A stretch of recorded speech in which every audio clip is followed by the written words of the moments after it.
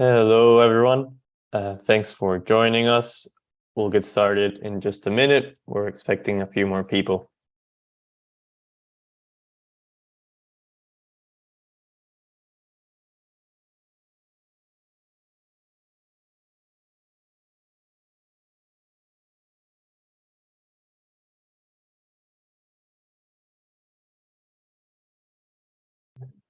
Right. Thanks, everyone who's joined. We'll get started in just a second. We're also streaming in YouTube for the first time, so feel free to share the webinar if you're interested there. A couple of pointers. We are recording the presentation, so if you're not able to stay for the whole duration, you can always check it out later or share it afterwards. We'll be posting it on our social media as well as the slides in case you guys want to refer to any of those.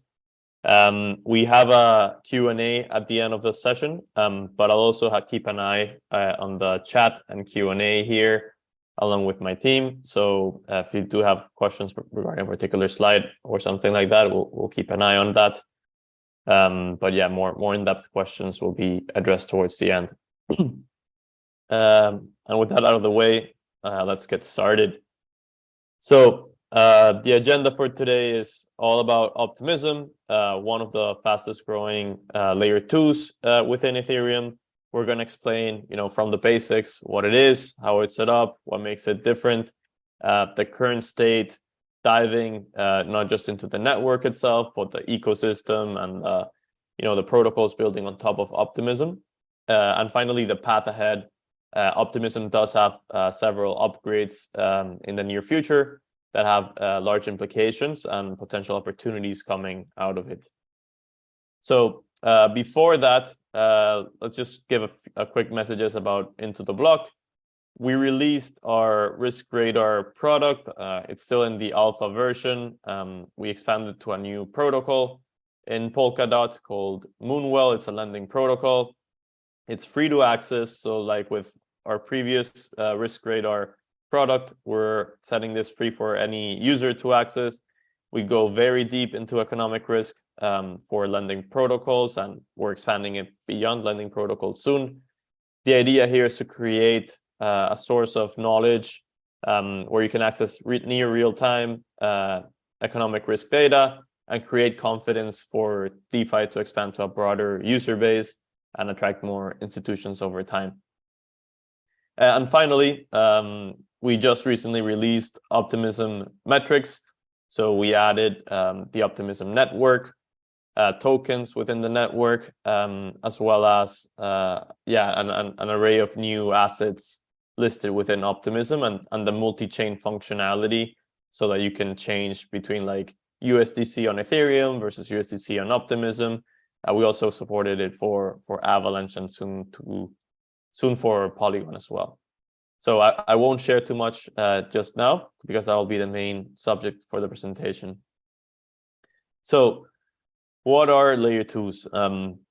These terms get thrown around a lot, and so for everyone to be up at the same level, just wanted to clarify how the core infrastructure works.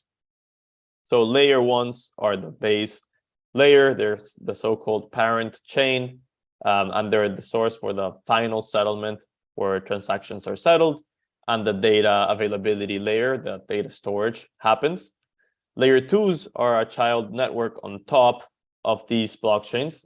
They are off-chain. They have their own ways to manage transactions. The way typically they work with layer 2s is that they batch multiple transactions into a block producer, which is called as the sequencer. They provide a soft guarantee that the transaction is final. They batch and compress the data and then finally send it to the L1 chain, which validates the transactions and carries on with activity. And there, I guess the core concept behind L2s is to scale networks. So they started initially from a research perspective with like Lightning and Bitcoin, but they've expanded quite vastly within Ethereum, Optimism being one of the first in doing so. So Optimism was first introduced from a research perspective back in June 2019, and they've since accomplished quite a few milestones. So the core concept is that they have the optimistic virtual machine, which is their own engine to process transactions and batch them. It is differentiated by being EVM equivalent, so not just EVM compatible, but in theory, the same exact code for a DApp for a protocol in layer 1 is equivalent in layer 2, and that makes it a lot simpler and faster to deploy for developers. The reason why they're called optimistic rollups is because they essentially assume you're innocent until being proven guilty. So what I mean by that is that they have these mechanisms known as fault proofs that batch transactions, right, as I mentioned, and they send those to layer 1, and they have a challenge period where these transactions are like verified to make sure that they're correct. But in principle, from the get-go, they're assumed to be correct. There is a potential like for finality not being reached if within the challenge period everything is found as faulty. But in general, this makes it a lot more efficient and faster, and it's very different from the way like CK rollups work, where they do have more formal functions. Hence why those are like the two main type of layer 2s, and they have their different proving mechanisms. As I mentioned, you have the sequencer being the core part of layer 2s, like Optimism. They batch block production of multiple transactions and send them to layer 1. At this time, there's only one single sequencer operated by multi-sig of anonymous users. And this creates, a certain potential central point of failure, and hence some of the arguments of against layer 2s at the moment. But as I'll mention later in the presentation, they're progressing in that regard. And they have finally a native bridging communication protocol to be able to send assets to and from Ethereum. So some of the pros and cons of Optimism, first and foremost, is significantly cheaper. The transaction fees vary between 5 to 20 times cheaper. They batch multiple transactions. They actually get cheaper the more transactions that they handle, up to a certain threshold, of course. But right now, if Optimism processes more transactions, it's actually cheaper than if it processes, just 1-2 transactions. So with some of the CK EVM chains that just recently launched, that's one of the reasons why we're seeing them being more expensive at the moment. They should get cheaper as they manage more transactions. They're also more scalable, of course. So theoretically, at the moment, they can handle up to 100x more transactions per second. I say theoretically because since there's less transactions being processed right now, that's just like the capacity. But at the moment, we still haven't reached those thresholds. And they are significantly faster. And this is like already today, they take on average, and this is like one of the indicators that we just launched, transactions take on average 0.3 seconds versus on Ethereum, which is consistently 12 seconds. So that's about a 40x improvement. And going into the cons, as I just mentioned, it's significantly less decentralized. So there is trust at this moment in the Optimism sequencer. They have, the fault proofs and some mechanisms to mitigate that trust and also make it more censorship resistant. But at the end of the day, they're moving towards decentralizing the sequencer. It's less reliable in the sense of downtime, like it's had in the past, not just Optimism, but other layer 2s, periods where the network is down, also because it's more centralized. And in upgrades, like in the upcoming Bedrock Upgrade, which we'll get into, it's also projected to have some downtime to be able to upscale the network. And at the moment, this doesn't necessarily have to be by default, but layer 2s are significantly less liquid. So it has less capacity for, large capital inflows and volumes. It's as I'll show, significantly more catered to retail users.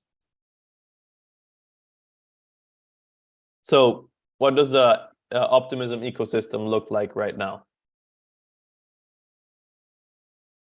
First and foremost, as I mentioned, transactions are significantly cheaper.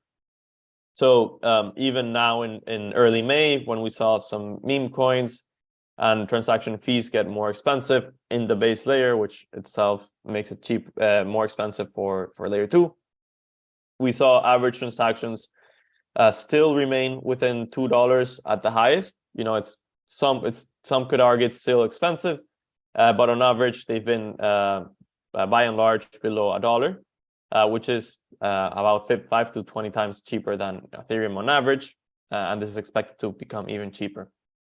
In terms of transactions, it grew. The Ethereum network grew quite significantly in 2022, from about 50,000 transactions to a peak of almost 800,000 transactions per day. They did have a incentive program that managed to spur the network faster, but you can see here quite sharp decline when they finished those incentives, particularly those regarding NFTs that they had at a certain point, and they've sort of settled at a higher low, doing about 4 times higher than they were a year ago prior to the incentive program. The addresses holding ETH on Optimism, so this is like theoretically the max limit for the potential number of users on Optimism, has been accelerating. So from just a few thousand in early 2022 to about 2.8 million at this time, and accelerating the pace of growth. So that's a good sign that there's interest from people bridging from mainnet to Optimism and testing applications there. Daily active addresses have remained quite high. So even though transactions themselves declined, the number of active addresses held up quite well. So we're still seeing around the range that we did at the peak in 2022, holding up with just about 50 to 100K addresses per day, which is quite significant for a new network. And one interesting data point that I found was that their addresses on Optimism, on average, are 5 times more active on a daily basis.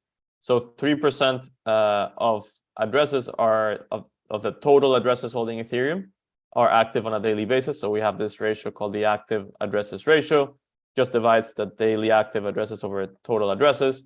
It's a good measure for frequency of use, and it's significantly higher in Optimism, I suspect also probably on Arbitrum, than on layer 2, and this may come as no surprise as the networks are significantly cheaper to use.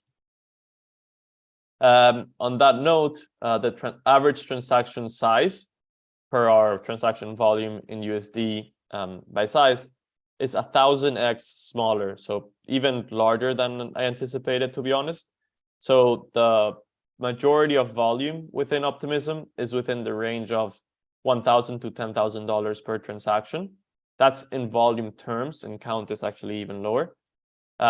Whereas in Ethereum, the vast majority of the volume happens in transactions of $1 million to $10 million. So that's a 1,000x difference. And as I mentioned, being fees, it's a lot more retail users than in mainnet, of course. So for the DeFi ecosystem, of course, being a key part within crypto, we see that the total value for Optimism grew significantly in 2022. Here we had like the Avi incentives hit a new high for the whole layer 2 of Optimism. But recently we've seen in 2023, TVL rebound significantly and still holding up just within 20% of the previous all-time high, which is a lot better than how other blockchains are faring, especially alternative layer 1s, which are down like 80-90% in TVL terms. And a few protocols that stand out within Optimism. One is Velodrome, which is the largest protocol by TVL. It is a fork of Solidly, the protocol that originally Andre Cornier had proposed. It essentially is a DEX combining several different types of token incentive mechanisms with their VE33 model. And that has led to a lot of liquidity provider incentives and led them to become the largest protocol in that regard.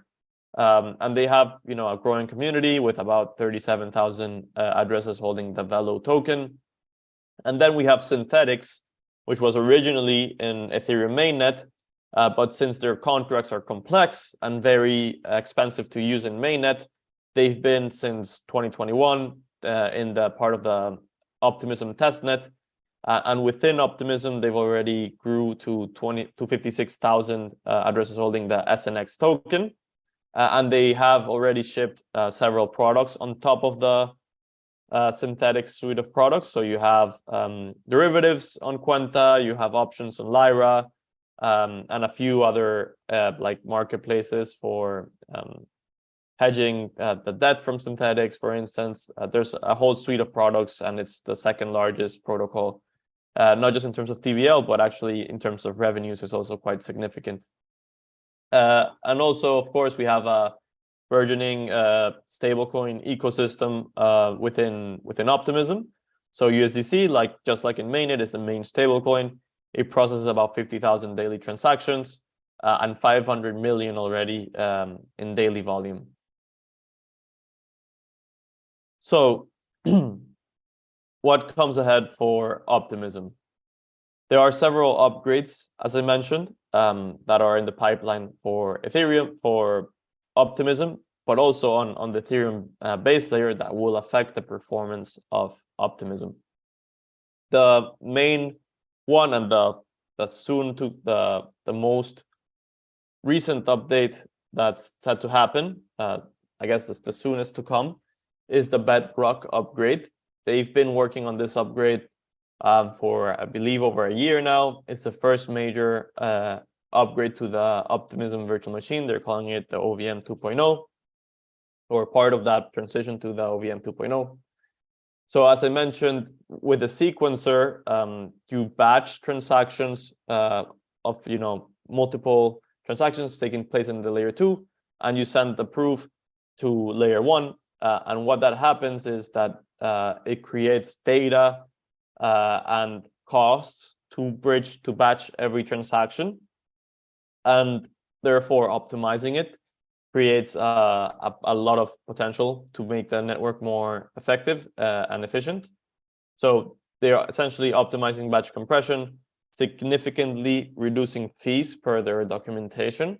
I couldn't find official numbers on how much of an improvement it'll be, but I do have some numbers from other upgrades. All in all, they're trending towards lower fees.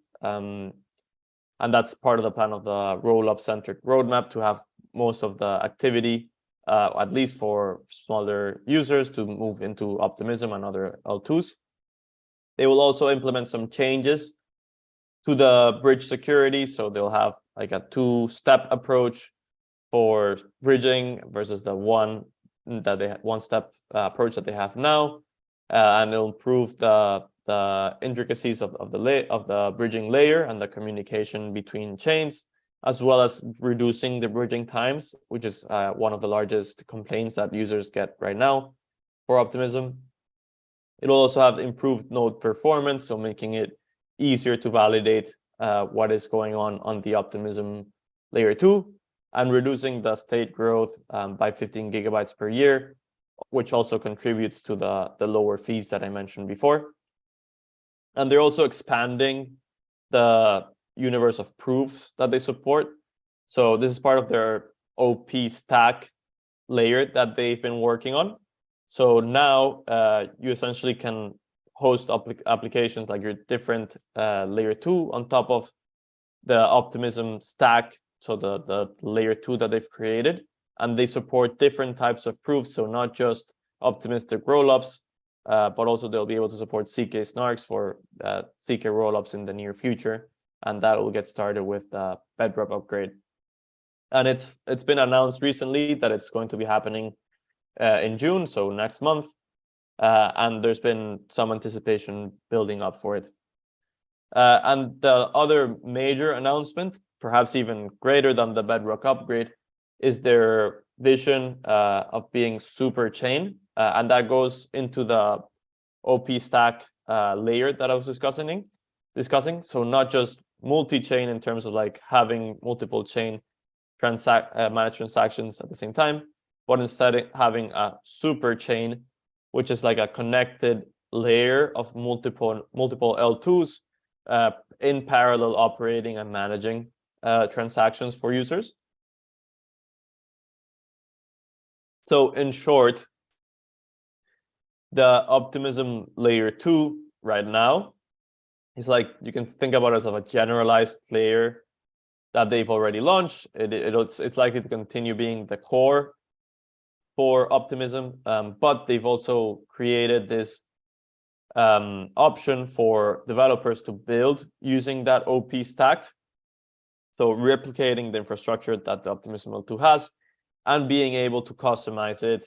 You can make it not just generalized, but you can also do like your own app chain, kind of like in Cosmos, you can create your own L1 on top of the Cosmos L0 SDK. Optimism is doing a similar approach where you can create a whole network of L2s and have intercommunication between these L2s. So that creates parallelism within all L2s, which should add longer term more scalability, since there's like multiple layers in parallel, each being able to process a lot more transactions than the Ethereum mainnet, and also creates some sovereignty where each layer 2 on top of the OP stack can customize the parameters. They can have, you know, multiple node validators. They can have one centralized sequencer. They can be generalized and have like a full spectrum of applications, or they can just be an app chain focused on just one single product. And that creates a lot of flexibility, and I imagine will bring a lot of new products and creativity from developers. And they'll be all interconnected by this bridging and communication layer. And right off the bat, when they announced a super chain vision, they announced that Coinbase will do their first pilot for the base layer, and this will be a layer 2 on top of the Optimism stack. They already have expected to be supported by tens of protocols active in layer 1. And, you know, given their large user base, there's a lot of anticipation that this can bring growth to Ethereum as a whole, but also to Optimism. So all of these chains within the OP stack are also part of the fees are redirected to Optimism. From my research, I couldn't find the specific numbers. I don't know if it will be different for each chain or if it will be like consistent for all chains, but there's also some value accrual for the OP token coming out of that. And then the second one that they announced that's actually already live is the Ribbon IAVO app chain. So for those that are not familiar, Ribbon is a derivatives protocol, and they launched an options marketplace that's already live on top of the OP stack, and it's its own app chain, which makes fees, you know, a fraction of the cost, and also it's not nearly as affected by activity happening in other L2s. And more recently, I just saw this week that WorldCoin, the project behind Sam Altman is behind the project, along with some other people. Can be controversial. The Orb project validating digital identity on chain. They are also launching their own layer 2 on top of the OP stack. So that's it for like Optimism native upgrades. And then the final upgrade that is definitely, you know, one of the largest catalysts probably between now and the end of the year is what's known as Proto-Danksharding. So this is a product of EIP 4844, and it's set to take place, it's set to be implemented within the upcoming Dencun upgrade. So within the Cancun part of Dencun upgrade. So it's going to be an execution layer improvement for Ethereum that essentially introduces a new type of transaction called data blobs, which make the data storage of these transactions for rollups significantly cheaper, like orders of magnitude cheaper. Some people, I think Vitalik even has said it will be 100x cheaper than it's now. Some more recent estimates I've seen quote 10x improvement. But overall, fees already being less than $1 on average on rollups, having those scale to be 10 cents, or in the optimistic case, no pun intended, just 1 cent. This should create a significant difference for applications and hopefully make it easier for user adoption for these applications and encourage also more development. And it's part of the roll-up-centric roadmap that Vitalik highlighted in a blog post back in, I believe, 2021. This is materializing that vision where not just Optimism, of course, this goes for all layer 2s, we'll see significantly higher throughput and lower costs with the goals of migrating activity there and just having Ethereum be the core layer within these modular chains being all on top of them. And finally, this is after Bedrock, after 4844, Optimism is in the path of decentralizing the sequencer, with the goals of being more, decentralized themselves and censorship resistant, which of course are some of the core pillars behind Ethereum. So the idea is to have multiple validators and block producers within the sequencer, not just the Optimism team as it's the case right now. And there is few information about how exactly they're going to do it. There's perspectives from all different scenarios. There's actually even protocols launching just to help with the process of decentralizing the sequencer. And essentially, there's an economic mechanism where there's a market for these fees and essentially incentivizing all of the different sequencers. That's one of the solutions that has more information available right now. But they also say that they'll have a governance mechanism. So OP, of course, being a governance token, there has some component to that. It hasn't, they didn't specify exactly how it would work, but in short, they mentioned that the goal with the governance mechanism is to prevent short-term value extraction and instead prioritize long-term network health. Initially, they had this set for 2023 roadmap, but they also had scheduled Bedrock for Q1 2023.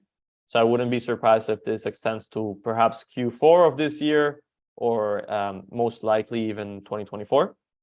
Whereas the upgrade, the EIP 4844, is likely to happen in Q3 or Q4 of this year. So all in all, a lot of upgrades coming for the Optimism stack and the OP token. Throughout the 2 years that the chain has been live on mainnet, I think less than 2 years actually, Optimism has already developed a growing network. It's got significant amount of user growth, as well as developer activity, and it's managed to help scale Ethereum. Of course, it's not nearly a finished product right now, so it's still in the process of improving even further. Growth did decelerate a bit after the incentive program finished, as tends to happen with all incentive programs, but they did remain at a significantly higher level. So as I mentioned, transactions are still about 4 to 5 times what they were before, and daily active addresses actually held up at almost the same level as they were during the incentive program.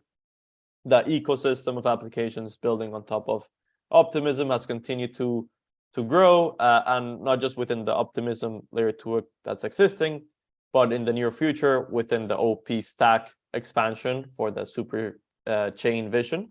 So that's something that it's coming real soon. I think Base is planning to launch in July from last information that I found. It's already on testnet.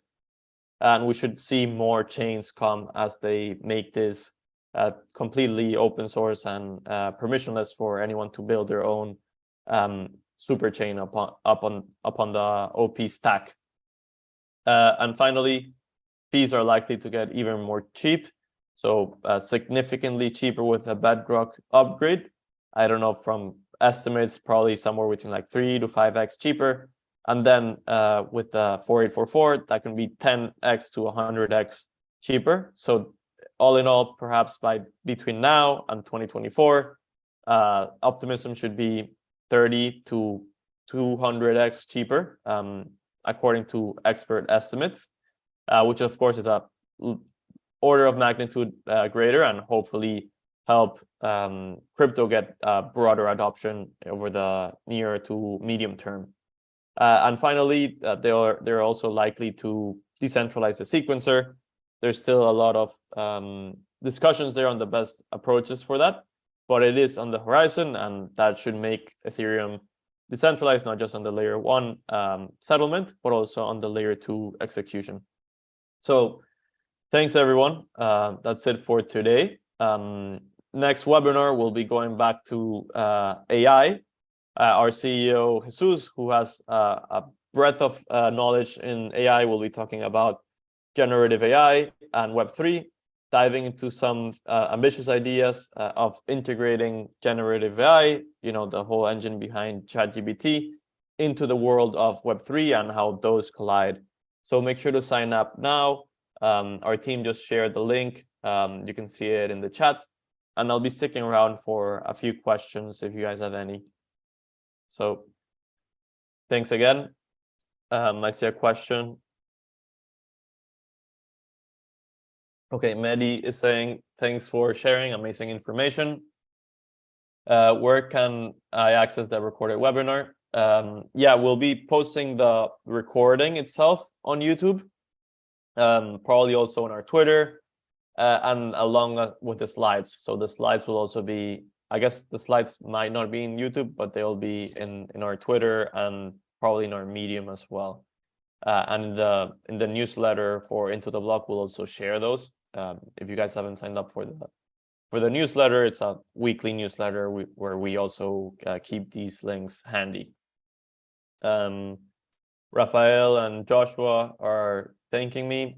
Thank you guys. Always happy to have people here, especially in the bear market, still paying attention to the growing ecosystem and what's happening behind all the noise.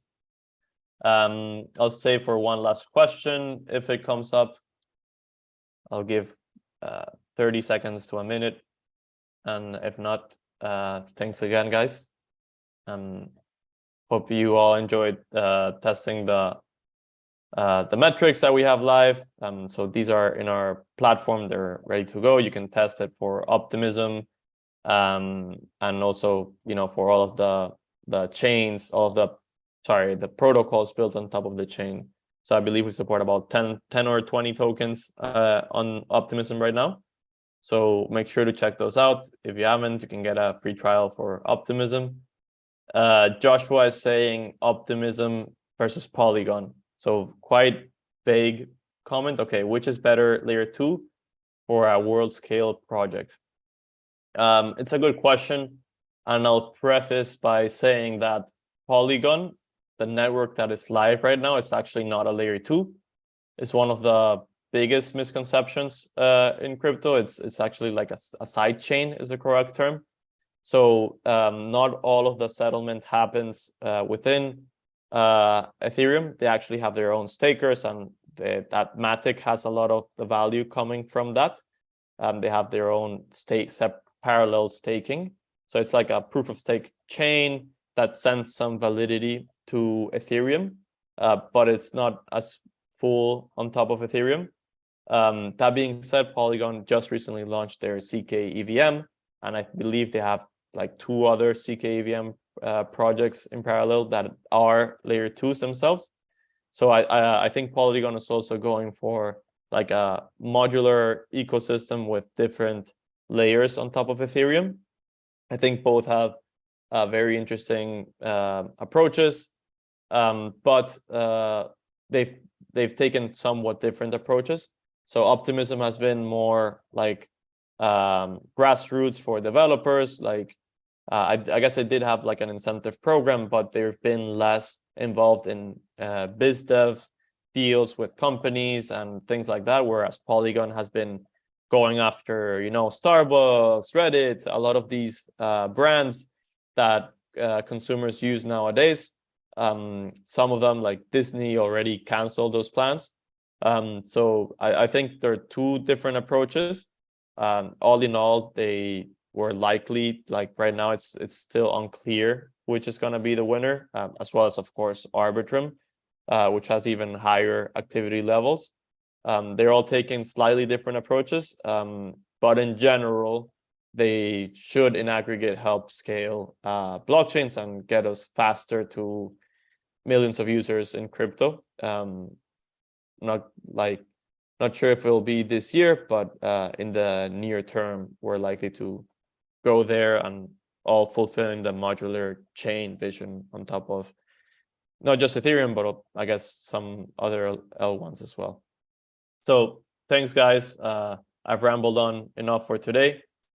I wouldn't say Optimism is more technical to use, Joshua. They're like, from the user perspective, you can just set up a MetaMask and use them. It's just as easy to use as Polygon. For building applications, it's actually simpler since it's EVM equivalent than other L2s. But okay, thanks, guys.